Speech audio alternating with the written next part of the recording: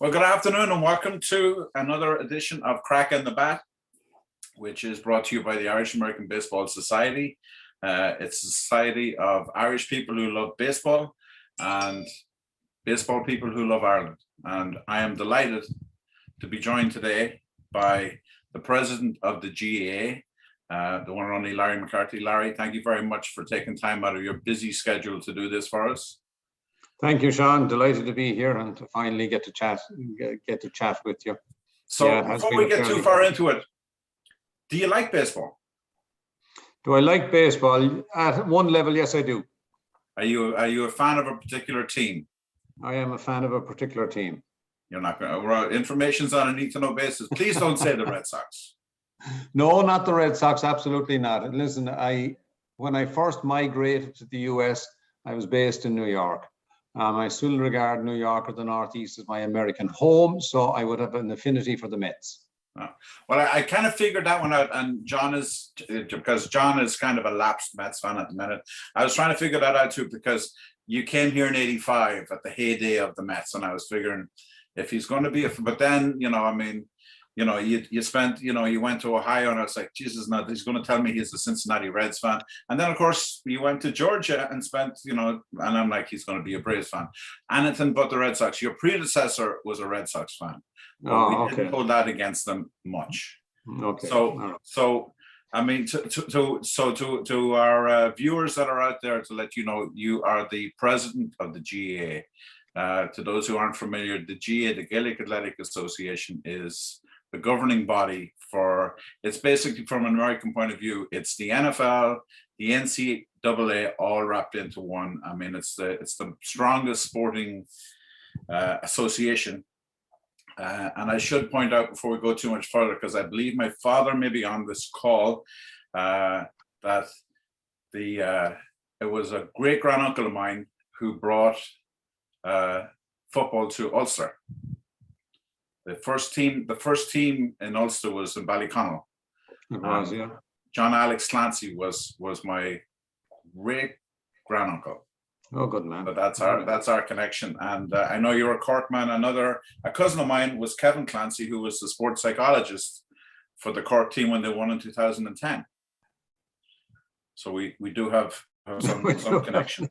You're digging there now, Shaun. You're digging. Well, we are digging. Listen, you know what? I reached out to some of my family and I said, hey, I'm interviewing the president of GAA. Have you any questions? My sister wants you to know how you can help. Is there any way you can help get Cavan out of Division 4 and bring them back to the prominence that they were? The prominence of 1947 and the Polo Grounds. Exactly. Listen, New York. Everybody in Cavan knows about the Polo Grounds. I mean, and to be honest, to the people that are listening, that basically what happened was they played the All-Ireland final. Would be the equivalent of taking the Super Bowl and playing the Super Bowl in London. And they brought both the teams out here. And I had the pleasure of probably meeting at least half of the Cavan team before they passed away. And the stories they told about, these are guys that had, forget about never leaving Ireland. I mean, some of them had never gone more than to Dublin to play games in Dublin. And here they are, 19-hour flight that got lost twice on the way to New York. And then what was kind of cool was the two teams traveled home together on the Queen Mary. Absolutely, yeah. They talked about walking down, when they walked into the dining room on the Queen Mary, they had half of the room in the Kerry colours and half the room in the Cavan colours. Yes. Yeah. Now, you're a Cork man. Yes, I am. Is your father from Kerry? My father's a Kerry man, born and reared in Kenmare. I was born and reared in in Cork City and Bishopstown, principally, the suburb of Cork City. So that's my home club. Very nice. Yeah, and you went to Thomond College to be a teacher. You were a PE teacher.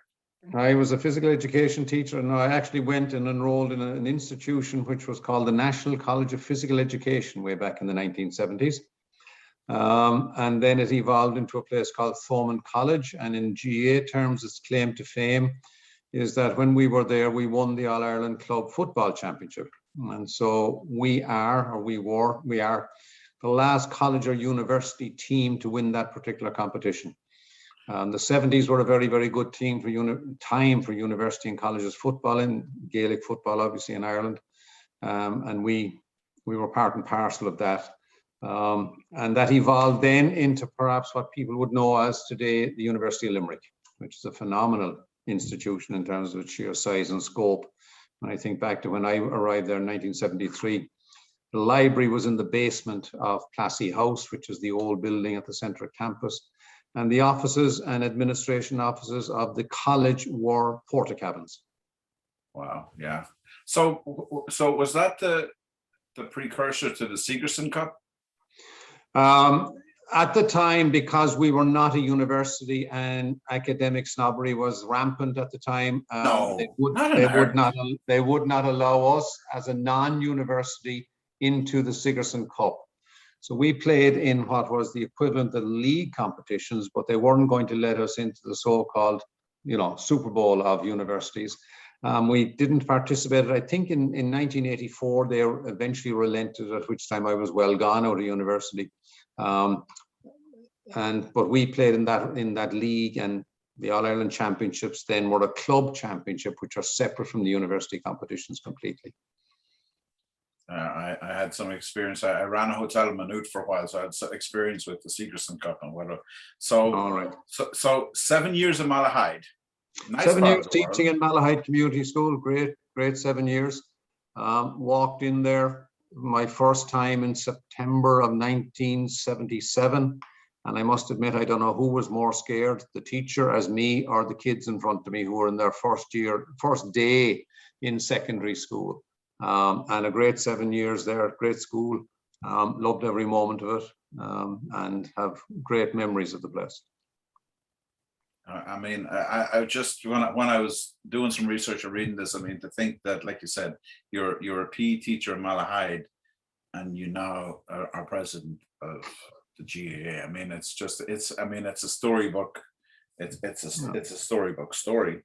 But your first trips to the States were while you were at Thomond? No, because my biggest contribution to Thomond College football would have been off the field, I can assure you, and my colleagues from that time will tell you that in no uncertain terms, that I was best kept off the field in terms of my ability or lack of ability to play. So I was the chief cook and bottle washer. I was the secretary of the club, so I organized everything essentially.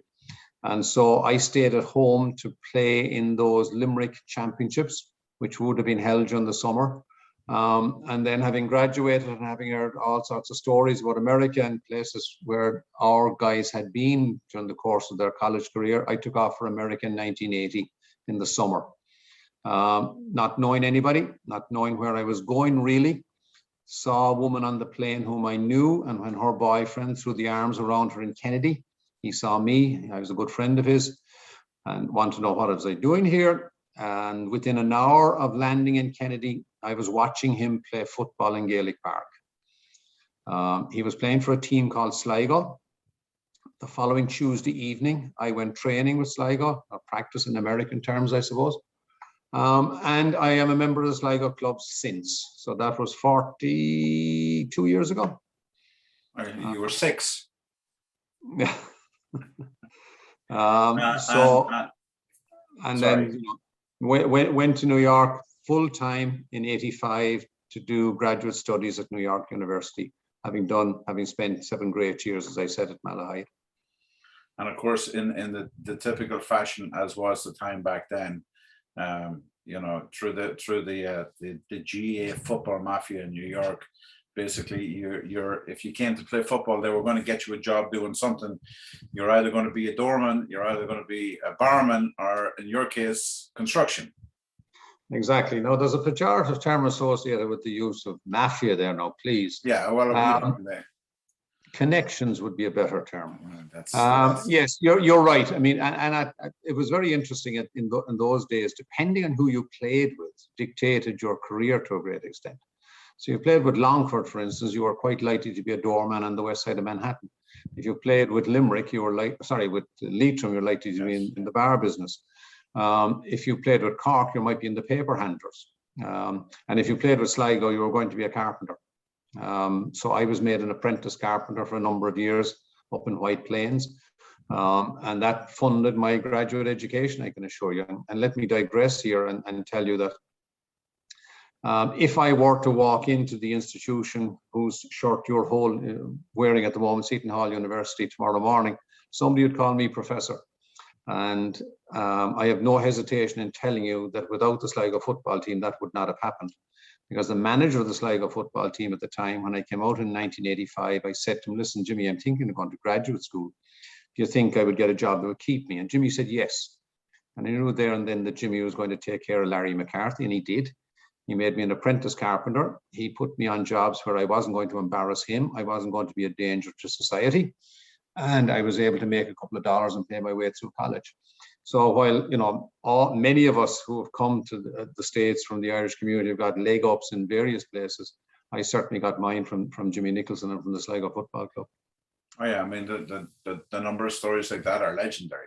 You know, I mean, truthfully, I mean, you know, any of us who, I mean, you know, I never followed the GAA path, but I mean, it was all about connections. You know, I mean, I came to the States first. You know, I didn't have a green card, I didn't have a social security number, but there were two things that I didn't need at that time. But because you had connections, and one thing led to another, and you know, so it's funny because so you were working construction and going to NYU at night. Exactly. Yeah. And I actually was working as a bartender and going to NYU at night because I had aspirations about becoming like a personal trainer. Right. You know, so I spent 4 years, I guess. No, it wasn't 4 years, probably 3 years taking night classes, weekend classes. And I get my piece of paper telling me that I'm qualified to do this. And I get a job working with at the Regis, not the St. Regis, actually was the St. Regis, the gym in the St. Regis Hotel. And I said to the guy, I said, so how does this work? He says, well, the starting salary is $13 an hour. And I'm working out, and I was like, I'm making $1,000 a week as a bartender, and now I'm going to fold towels for $13 an hour. So I decided not to be a personal trainer and to stick with the bar business. But you did bring up a good point about which actually brought back happy and scary memories at the same time, was access to the games back home back then, because we both came to the States roughly around the same time, you know, and you know, for the GAA or even for the soccer fans that were there, you know, it's not like now where we can watch the games live on our phones and we have constant updates and stuff like this. You know, we had Monday night, you know, and you had to go to a particular bar and they would fly over either match of the day or the Sunday game along with the local papers and the Sunday papers, and it was like gold dust. Yeah, it was. Monday nights were some of the better, well, obviously, in my case at least, I spent my Sundays in Gaelic Park, and they might last well into Monday morning, but then there was recuperation on Monday night when you did go to read the papers, and when you pick up the papers, and inevitably was a national paper and the local paper. So somebody was dispatched from the bar to go to the, you know, the news agent, wherever they were coming from. And I don't know about match of the day, but certainly the Sunday game would have been delivered over. And of course, one of the barmen who brought it in was a guy called Norbert Hennessy initially. And then, you know, he'd put it on at maybe 10 or maybe at 11 or maybe at half 11 at night, depending on the crowd in the bar. And then that spread from there. But Monday nights used to be very, very good nights in terms of people poring over the papers, looking for the results of local matches. We might have known the national matches at that stage, but the local matches came through the print, the Sunday papers and the Monday papers, and inevitably the weekly paper from the previous week, you know, so the Longford Leader or the Tuam Herald or something like that would have come out. Cork Examiner. Well, that's a national newspaper now, isn't it? Excuse me, it was always a national paper. Now you're going to start telling me that Murphy's is better than Guinness, and we're going to have to end this very, very quickly. And better than Beamish. Only city in the world where two stouts are brewed. Cork, Beamish and Murphy. That's for sure. That's for sure. But so you graduate NYU and you head to Ohio State. I head to Ohio State in, I think, in 1988 or 89 maybe. Yeah, to do a PhD. And if you ever told me that I would have attempted a PhD, I would have told you you're crazy. But I got in there. And the only reason I went to Ohio State, not for its high academic standards, but they took people middle academic year. And I was on a kind of a career break at the time. Well, I was on a career break and I wanted to expedite that a little bit. With the intent of going back to Ireland in September. Now, as you can sort of figure out, September hasn't come. But I went to Ohio State. There was only two places I could do a PhD at the time in sport management, which is my area of interest. And that was either UMass or Ohio State. Ohio State took people, as I said, mid-academic year. So I started there on Easter Sunday, 1989. And I landed in Columbus, Ohio. I couldn't get over two things. One is the amount of people who were in Wrangler jeans at the time. And the second, in comparison with New York, and in comparison with the multiculturalism of the Northeast, the sheer number of white people in Columbus, Ohio, in comparison with New York, you know, I mean, I thought, whoa, this is hugely different than the Midwest is, and obviously in a lot of ways, but they were the two things that remain in my mind. And I had 2.5 years, great years in Ohio. No GAA there. Did you take in a football game when you were there? Oh yeah, because you were students, because you were graduate students, you had access to tickets. Took in a couple of them. John Cooper was the coach at the time. It was a time when Ohio State wasn't very successful in the annual battle against Michigan. And the gentleman who is now, oh Lord, is it Kirk Herbstreit? Kirk Herbstreit is on ESPN on Saturday morning. I think he might have been the quarterback one of those years at least. But no, it wasn't a very successful time for Ohio State, at least in the big game. That's one of the things about going back to Ireland and trying to explain to somebody that you would have 100,000 people watching a college game. And then, especially when I was in Maynooth, and then you go out to like a Seagerson's Cup match in Maynooth, and you know there might be there could be 25 guys and a dog, and it's just the sheer enormity of it. So Ohio, you leave Ohio State and then you go to Georgia. I do. At that stage, I had gotten about 6 years off, I think, for the combination of study leave and career breaks and stuff like that. And one day the phone rang in the office in Ohio State where the graduate students were, and somebody was looking for somebody who might be interested in a job at a place called Georgia Southern University in Statesboro, Georgia. And music aficionados might recognize Statesboro Blues. But I picked up the phone, I answered, and I said, yeah, maybe. So I went down to visit, and then they did an interview with me, and I was offered a job. So my choice at that stage, Shaun, were come back to teach at Malahide Community School or teach at a university in America. So the American University won out, and I spent 7 years in Statesboro, Georgia. Absolutely no GAA there, whatever about any hope of having it in Columbus, Ohio. There was nothing in Statesboro. It's a small university town about 40 miles from Savannah, and started my academic career there. And we were the only, Barbara and myself, Barbara's from Dublin. We were the only two Irish people in town, except for a nun who was from Mullingar, the three Paddies, and she was gone after about 2 years, so that left the two of us. You mentioned Savannah. Did you ever go to St. Patrick's Day in Savannah? I went to St. Patrick's Day in Savannah. I did on a number of occasions. It's actually one of the things that's on my bucket list, because all I hear is that it's like next to New York, it's the biggest St. Patrick's Day parade in the country. It's the biggest, it probably is, but that might be, well, I suppose it is the biggest, but I mean, New York, as you know, is a pretty regimented. Oh yeah, it's boring parade. As hell. You know, it's organized. Savannah is totally different. It's families, they're walking in the parade. Right. The bands are there as well, but it's much more family oriented. It's much more relaxed, I suppose, which is a function of the culture of the South anyway. But the militaristic approach in terms of organization that you would get in New York, marching up the avenue, is simply not there in Savannah. So it would be very difficult to count the number of people who might participate in Savannah. It's relatively easy to make the claim that they are the second in the nation. Yeah, it's well, I mean, obviously, you know, I mean, St. Patrick's Day in New York is, I mean, listen, you know, I bartended in it for, I mean, I was 30 years in the bar business in New York. So I was either bartending or working. And I was like, I'm like, one of these years will go. And then I was like, yeah, not really. It's good. You know, it's like, you know, but Savannah, and obviously the weather's nicer and it's warmer. It is, absolutely, you know?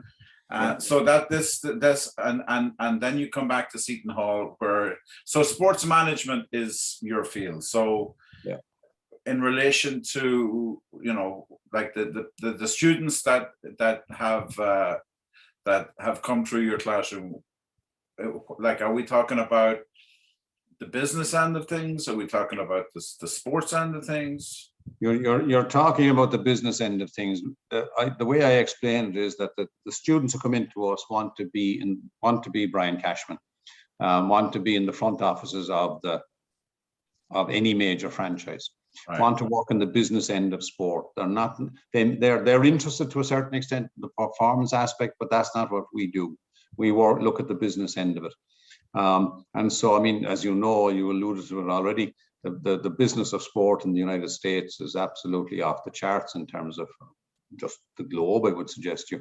When you think of the 4 major leagues and a couple of the other leagues as well, MLS in particular, maybe, and then you think of the college structure.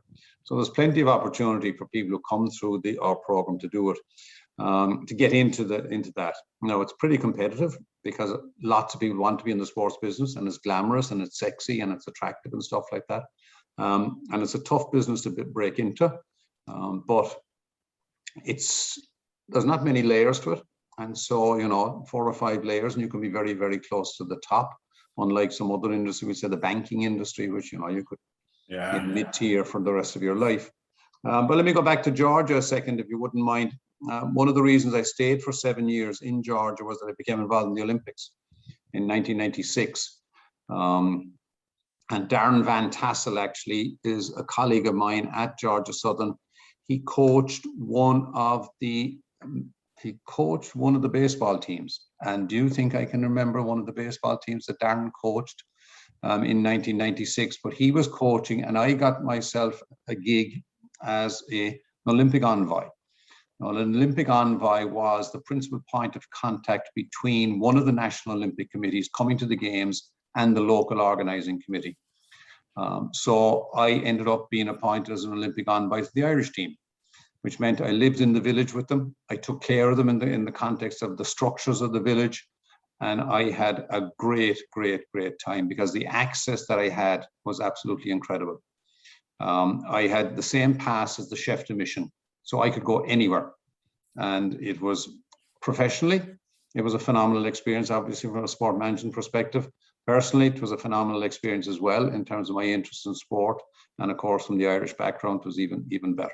Now, who was on that team? I'm trying to think, but that's not Michael Carruth, is it? No, Michael Carruth was 1992. Michelle Smith was on it. Oh yeah, the Jemison moving swiftly along. Not right now. I know now. I know when you were there. I mean, that's a tremendous experience, though. I mean, it was a phenomenal experience, absolutely phenomenal. And Sonia O'Sullivan was also on it. Funny, she's a Cork person too, isn't she? Oh, of course she is. Yeah, she's from Cove. Was Katrina McKiernan not on that team? Let's get the Cavan runners in right there too. Katrina McKiernan, yeah, she was. Yeah, she was there.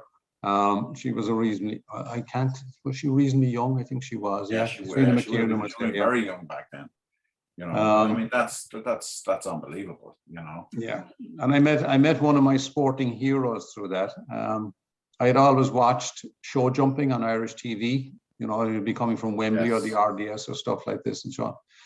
Part of the gig was that you went out to the airport and you met the teams, you brought them through the processing because you understood the system and got it done.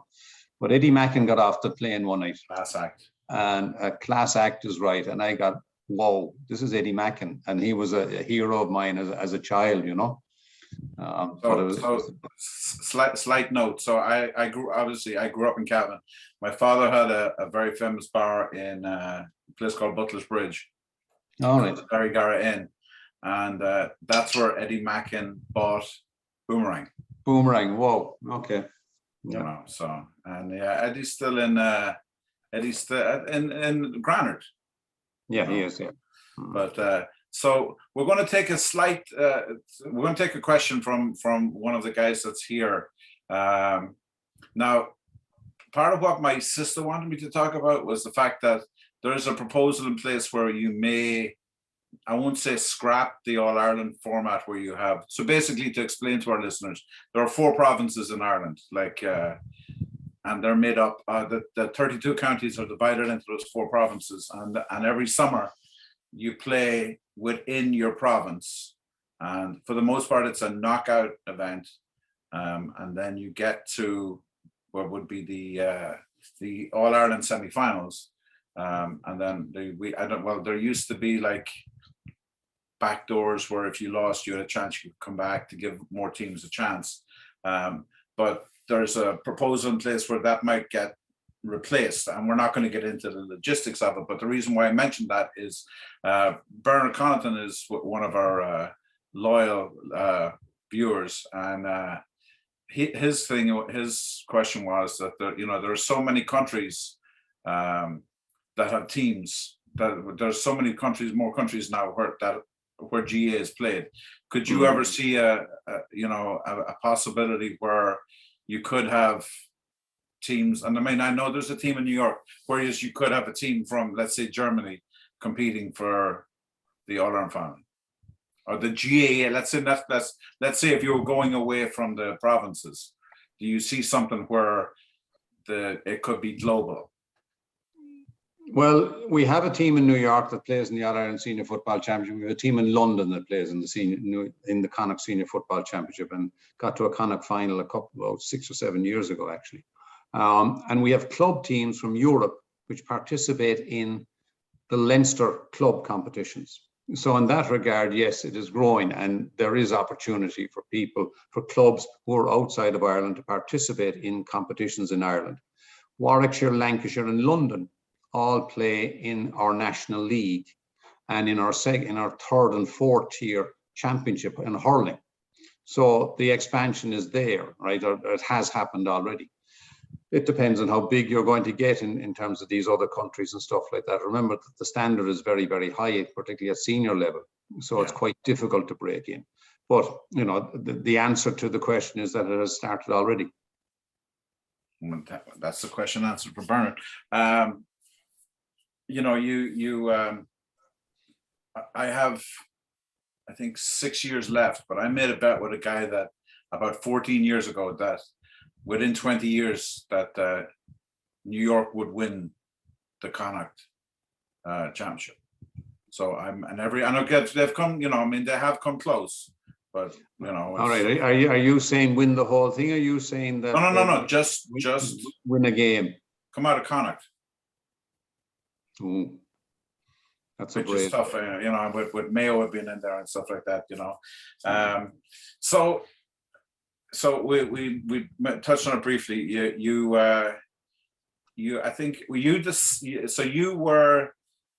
When you went forward when you were nominated, or when you put threw your hat in the ring to be the president, you were the second person from New York that had ever attempted this. John. Yeah, I was the second person. The guy we would colloquially call the old man would have been John Kerry O'Donnell. Who was the owner, who was the holder of the lease of Gaelic Park for about 45 years. Put his hat in the ring in 1984, and wasn't elected. And then I came along in 2019 and got myself elected. And I mean, and of course, you get yourself elected, and then 6 months or 8 months after you get elected, COVID hits. Well, no, about 3 weeks after it, actually. It was 2019? 2019, I was elected. And a couple of weeks later, didn't the government shut down or say that Leo Varadkar was on the steps of Blair House in Washington when he announced essentially that we were either closing down or going into lockdown. And that was through 2019 and then into 2020. Or have I got my years right? No, you're 2020. 2020, sorry, 2020. Yeah, I got elected in 2020, my God. And took over in 2021, yeah. So yeah, we went into lockdown, and then I took over last February. I moved home on the 24th of February, and Congress took place on the 26th and 27th, and I became the 40th president of the institution. Now, there is light at the end of my tunnel. There's a huge amount of light in terms of COVID at the end of my tunnel.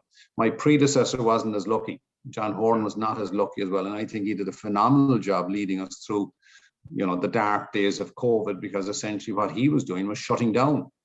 I have the joy of opening things up, and the two best days we've had since I took over, I would argue, was the 2 days we got the kids back into clubs in the north of Ireland and in the south of Ireland, and that brought some vibrancy back into the organisation and into the clubs. But I mean, yeah. So because I came home on that very close to Congress, Congress was virtual. And in fairness to the GAA, there's normally a sort of transition ceremony where John would pin the medal on my chest and I'd shake my hand and stuff like that. We couldn't do that. So they put together a very nice video where they showed John walking into Craic Park and putting the medal in a little box. And the next thing you see is one of my sons opening the box in Gaelic Park and pinning the medal on my chest, which was a very, very nice touch on the part of the GAA, and obviously brought the two lads into the ceremony as well. But it was done virtually, obviously, and I was sitting here in Dublin. And then how do you celebrate becoming the 40th president of the GAA? Well, because I was in isolation, your wife goes out and gets a fish and chips. You have 2 fish and chips and a bottle of champagne, and that's how we celebrated. And then she was back in America the following day. She was left Dublin and headed back to South Orange, New Jersey. Very cool.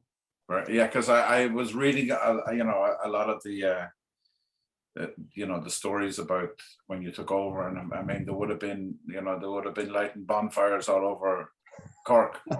Well, no, they did it for one of my predecessors from your part of the world, Aegon O'Farrell. When there was bonfires when he went home after being elected, and I was actually asked that in an interview in the immediate aftermath of the election. What would it mean going back to New Jersey on Monday morning or on Tuesday morning? And I said, anonymity, because nobody was going to know. I got off the plane and I got onto the bus and I went back up home and into work. And I won't say nobody knew. Some people knew, and obviously my friends in work knew. But I can say there's a great appreciation among my friends of the enormity of the role of president. Yeah. Irish people understand it, but Americans don't grasp it at all. And I suppose your explanation at the start was well made. To a certain extent, you are like the commissioner, you know. Well, that's, I mean, to try and explain it, you know, it's just, you know, I mean, to have one ruling body that controls, you know, I mean, I know rugby has, you know, come on a little bit, and obviously, you know, thanks to Jack Charlton and that soccer is that, but I mean, the GAA has just, you know, I mean, and just the fact that, you know, and this has been my argument for years, but people would say, you know, you're Irish, but you know, there's no baseball played in Ireland. And I like to say, listen, let me explain something to you. So there's a group of people met in a hotel in Tipperary in 1884, and they founded the GAA to cover 5 sports: Gaelic football, hurling, camogie, handball, and rounders. And they, you know, and I said, listen, whatever you want to know, I said, take all the stats out of baseball and it's rounders. I said, and that's way before Major League Baseball started. So stick that in your hat. And then obviously go to Cooperstown and see all the Kellys and you know, Duffys and all those you know, I mean, I mean, the Irish were like I said, there's only 2 types of people in this world: the Irish and those who wish to be Irish, you know. So, but yeah, I mean, to try and explain, I mean, you know, it doesn't get much bigger than president of the GAA, you know. I mean, and it's just not in terms of the history and the, you know, and I mean, I was, you know, you obviously you have, so your presidency is 3 years. 3 years, yeah, starting in February of this year. So yeah. So basically, I mean, you have, you know, you obviously, I did see that you're very anxious to. I didn't realize that. I guess the women's football, which is something that's started since I left Ireland, because when I left Ireland, the ladies played camogie and that was about it. But now, I mean, now I see how, you know, I think the best chance Cavan has of winning anything is the women. So let's go, Cavan. By the way, the top that you see over my shoulder, that's actually a baseball top from the Cavan. There's a team. There's a baseball club in Cavan. All right. There's a baseball club. There is baseball played in all 32 counties of Ireland. Whoa, I didn't realize That's that. it, yeah.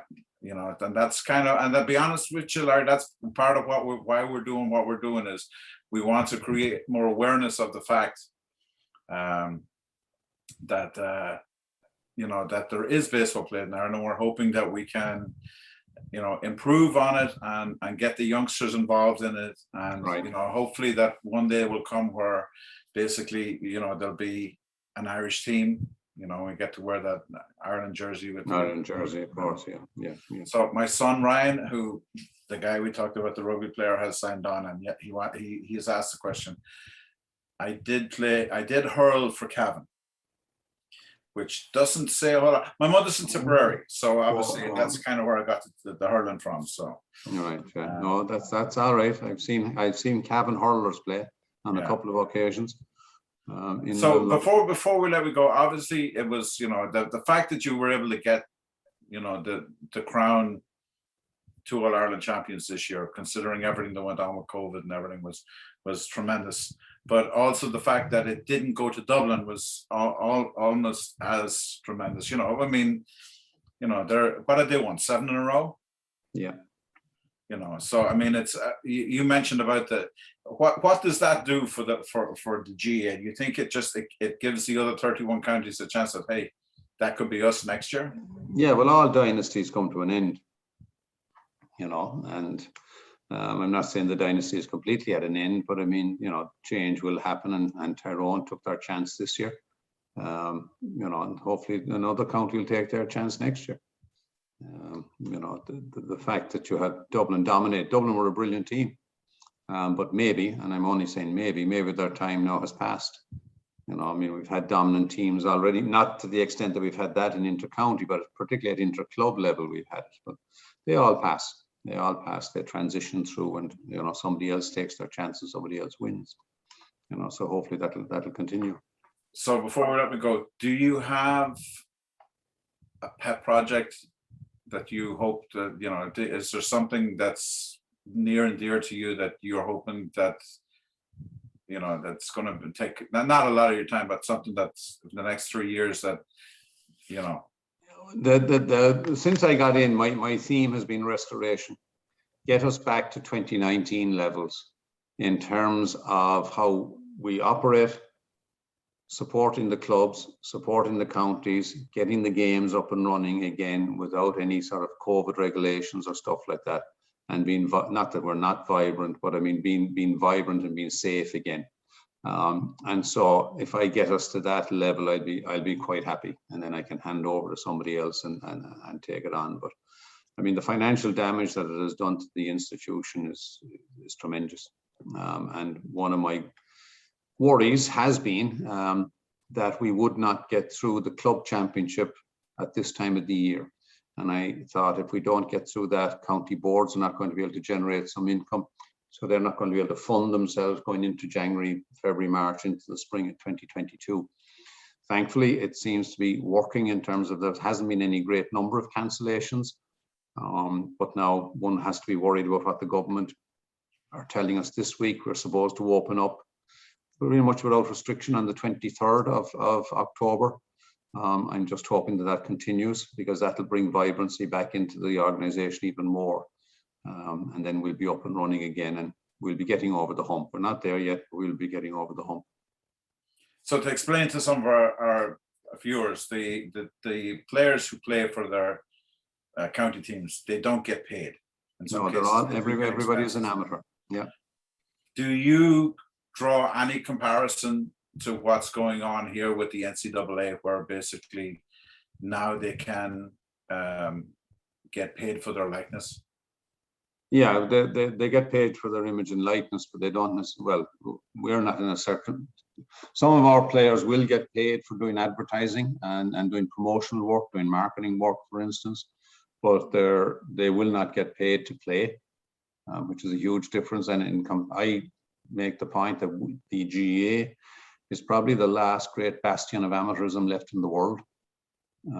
There's not many other institutions out there that are in fact, I would nearly argue there's none that are purely amateur at this stage, where the people who are playing in the stadium, which is behind me here in Craic Park, are going back to work, we'll say, on the Tuesday or the Wednesday after playing in an All-Ireland final. You know, so yeah, I certainly keep an eye on the NCAA and what's happening in terms of their structures and how they handle their players. So last question, as you said, your background is basically it's Craic Park. It's the, I don't know how there's nothing you could describe it to from an American point of view, but it's the home of the GAA. It's been there for well over 100 years. The funny thing is, I have never seen a Gaelic football. I've never seen a game played there, but I've been to about 11 concerts there. I've seen you two there, I saw Gap Brooks there. But my question to you, Larry, is what's it going to take to see a baseball game there? What's it going to take to see a baseball game there? Would you be open to, we're talking about, the NFL play in London, Major League Baseball played 2 games in London. I mean, it's just, we'd love to see. It's too small. You think so? I know. Oh, we've been doing some measuring. Well, we play, when I say we, the New York GAA play in Manhattan. Sorry, we play in Gaelic Park in the Bronx. Right. We share that field with Manhattan College. Manhattan College play softball there, which works. Manhattan College do not play baseball there because it doesn't work. Craic Park is a little bit bigger in terms of the measurement of the field than Gaelic Park is. But in terms of baseball, it is too small. It just wouldn't work. Now, what about Páirc Uí Chaoimh? You have the same issue. I mean, it's not the stadium issue. It's not the stadium. It's simply the sheer size of the field. There's not enough space. When you do a line drive down, down the right field line, it's going to disappear very, very quickly. The dimensions are not appropriate for baseball. They are for softball, but not for baseball. Well, maybe we'll start with the softball and we'll work our way up. Larry, this has been an absolute pleasure. I'm glad we were able to do this. I wish you nothing but the height of success. And I'm glad that we were able to do this this interview in English, because I pulled up your the speech that you gave when you accepted the presidency, and it was in Irish, and I'm like, shit. I'm like, I did 17 years of Irish, but that's 30 years ago, and it's like, please don't let me have to do this interview Oscar again. No, you wouldn't. No, and I guess Neil and Gaelic go raw gum. My Irish isn't great now. As I say, having spent 36 years in America, there wasn't much time or much place to be practicing Irish. So I have to brush up on that, brush up significantly actually since I came home, But no, you have to make a couple of speeches, in Irish. Again, I hope that these 3 years, I know they'll fly by for you. They will. Yeah. I hope we can stay in touch. Maybe we can do this again, and we would. For doing this, you automatically become a member of the Irish American Baseball Society, and we will send you a little thank you package for doing this. Well, just as an aside, I wrote a chapter in a book called Making the Irish American a number of years ago, and an awful lot, what was about the sport element of it in the 19th century, and a lot of it was about Irish American baseballers at the time. So Joe Kelly and Cornelius McGillicuddy, better known as Connie Mack, of course. Connie Mack, yeah. And then you talk about Mike King Kelly, who Kelly, absolutely, yeah. Who left baseball to become an actor. Yeah, exactly. there's a lot of colourful characters out there, and well, listen, the one thing us Irish are pretty good at is being colourful characters. Larry, I wish you nothing but the immense success, and we look forward to following your 3 years. And any of our viewers out there, GAA.ie is a good place to start, and you can go back and look at some of the old games and get a chance to see, watch a hurling game. It's the only sport that's faster than hurling is ice hockey. That's right. So, yeah. Larry, again, thank you very much. You're welcome, Shaun. Thank you very much. Slán go fóill. Take care.